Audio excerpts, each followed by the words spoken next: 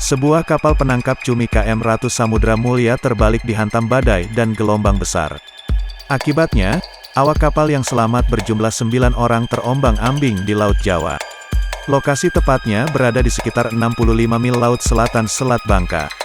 Mereka dapat diselamatkan oleh tugboat Bina Ocean 20 yang saat itu melintas di lokasi kejadian.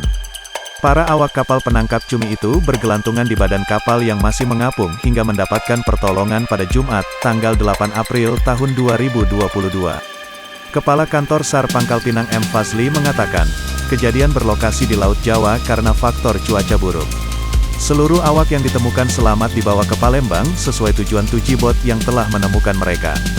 Ada 9 awak selamat dan dibawa ke Palembang, sementara 1 awak lainnya dilaporkan hilang dan masih dicari, kata Fazli saat dihubungi, Minggu, tanggal 10 April tahun 2022. TB Bina Ocean 20 dengan tarikan BGMBS 322 bertolak dari PLTU Rembang dengan tujuan Palembang pada tanggal 5 April tahun 2022. Pada tanggal 8 April tahun 2022, kapal menghadapi badai dan hujan lebat. Tidak lama berselang setelah badai reda sekitar pukul 6 waktu Indonesia Barat, kapal itu melihat 9 orang mengapung di laut. Terlihat sebuah kapal terbalik di sekitar mereka.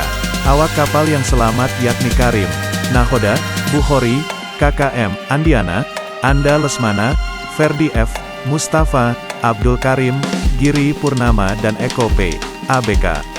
Sementara ABK bernama Ato masih dilaporkan hilang.